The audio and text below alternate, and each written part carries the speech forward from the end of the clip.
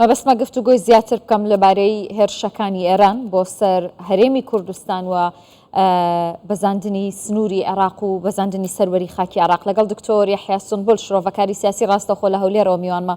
دکتۆر یحیا زۆر بەخێر بیت بۆ کوردستان 24. دەکرێت بۆ چوونیەوە بزانم لەبارەوەی کە ئێران بۆچی خەڵکی سڤیل لە هەرێمی کوردستان دەکاتە ئامانج، ئێران چیەوێت لە هەرێمی کوردستان؟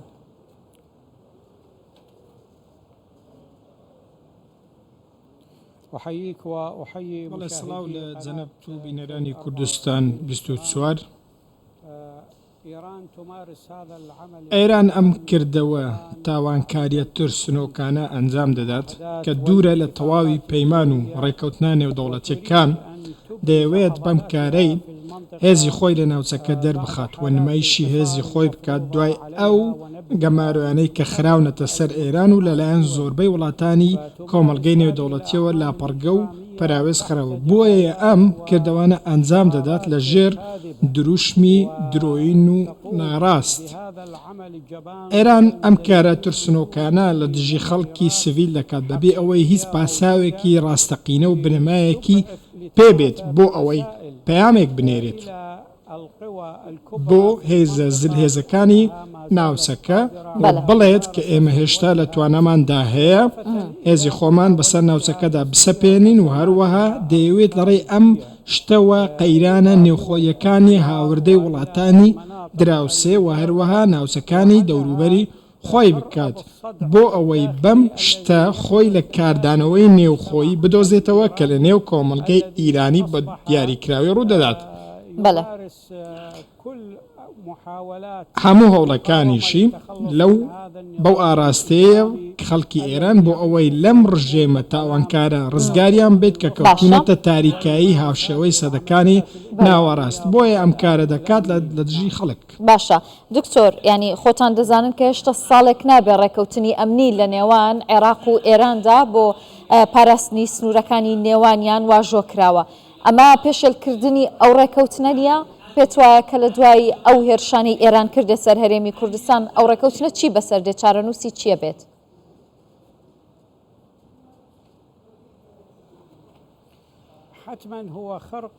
بەدڵنیاییەوە ئەم هێرشانە پێشێلکردنی سەروەری عێراقن. ئەگەر بێت و ئێران دام بەوەدا بنێت کە عێراق خاوەن سەروەری خۆیەتی کەواتە پێشێلی کردووە، بەڵام ئەوان دەزانن کە ئەو بەرپرسانە ئێران کە دێنە عێراق سەردانی عێراق دەکەن بەبێ ئەوەی تێنانەت مۆر لە پاسپۆرتەکانیان بدرێت بەبێ ئەوەی هیچ کەسێک چاودێریان بکات و قسەیەکیان پێ بڵێت. ئەوان هەرگیز سەیری سەروەری عێراق ناکەن و بەلایەنەوە گرنگ نییە. ئەمان ئەو کارانە دەکەن دوور لە تەواوی ڕێککەوتنە ئەمنیەکان و پێشەلکردنی ئەو ڕێککەوتنە ئەمنیانەشن. ئەو ڕێککەوتانە تەنیا بریتین لە حیبر لەسەر کاغەز و هیچ بەهایەکی ڕاستەقینەیان نییە، چونکە حکوومەتی فیدرالی ئەوان وا دەزانن سەر بەوانە و ئەجێندای ئەوان جێبەجێ دەکەن و لەژێر دەستی ئەواندان.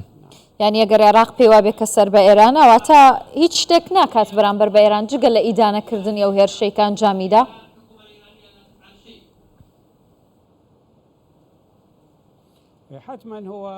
دڵنیاییەوە ئەم جارە یەکەم جارێک ئێمە بیبیستین حکوومەتی عێراقی لێدوانێک لەو بارەیەوە بدات، بەڵام ئێمە و قسەمان ناوەیە کاری ڕاستەقینەمان دەوێت لە بەرامبەر ئەو تاوانکاریانەی ئێران لە بەرامبەر عێراقدا، چونکە ئێران لە لای خۆی شتێک دەکات و گروپە سەکدارەکانی شتێک دەکەن میلیشیاکانی لە نێو عێراق خەریکی کردەوەیەکن کە هەموویان سەر بە سەرکردایەتی سوپای پاسدارانی ئێران و واروها فەرمان لە سەرکردەکانی ئێران و خامنەئی وەردەگرن. ئەوان وایە دەزانن کە عێراق پارێزگایەکە و سەر بە ئێرانە. ئێمە کارمان لە حکوومەتی فیدرالی دەوێت، کارێکمان دەوێت کە بیسەلمێنێت عێراق سەروەری هەیە و سنوورێک بۆ ئەم هەڵسوکەوتانەی ئێران دابنێت. ئەو هەڵسوکەوتانەی کە یاسایان پێشر کردووە، یاسای نێودەوڵەتی و هەروەها یاساکانی دراوسێنشینی باشیان پێشر کردووە و پێچەوانەی ڕێکەوتنەکانی شەکە لەگەڵ حکوومەتی فیدرالی کراوە.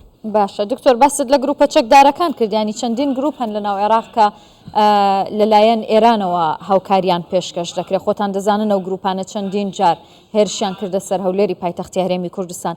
ئێران دەیەوێت لەم ڕێگەیەوە چی بڵێ؟ دەیەوێت چی بە عێراق بڵێ؟ ئایا مەبەستی کردنە دەرەوەی هێزەکانی ئەمریکا و هاوپەیمانەکانیەتی لە عێراق؟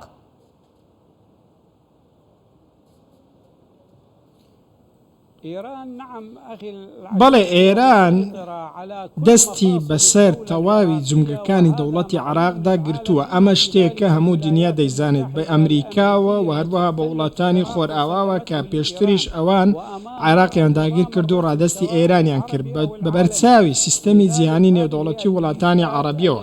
بۆیە ئەم میلیشیانەی کە ئێران پارەداریان دەکات و پشتگیریان دەکات بە تەواوی باڵەکانیان لە عێراق و لە تەواوی ناوچەکە، ئێران دەستی بەسەر ئەماندا گرتووە ئەجێندای خۆیان پێجێبەجێ دەکات. لە هەمان کاتدا دەستیان بەسەر بڕیارەکانی حکوومەتی عراقدا گرتووە. هەمان ئەو میلیشیانەی کە سەر بە ئێرانن چەک و پرچەکردنیان لەلایەن حکوومەتی فێدراڵی عراقەوە. ئێران بەم کردەوەی بەم بە ئامانجکردنە و هێرشە بۆ سەر هەرێمی کوردستان ویستی ئەو پەیامە بگێنێت کە من بڕیار بەدەستم لە عراق و بۆ هیچ کەسێک ناگەڕێمەوە و هیچ یاسایەکشم بەلایەوە گرنگ نییە کە لە ناوچەکەدا پێشتر بڕیاری لەسەر درەوە. گوتی پێویستە بڵێم یعنی عێراق گوندێکە سەر بە ئێرانە و ئەوە لە هاوپێچە لەگەڵ ئەوەی کە ئێران کردوێتی لە شۆڕشەکانی خۆیدا و ئەمە بەرهەمی ئەوەیە کە ئێران کردوێتی هەڵوێستی جەماوەری و نێودەوڵەتی و ئەوەی کە تەواوی میدیاکانی جیهان و پێگە کۆمەڵایەتەکان لە خۆیان گر لە ڕەتکردنەوەی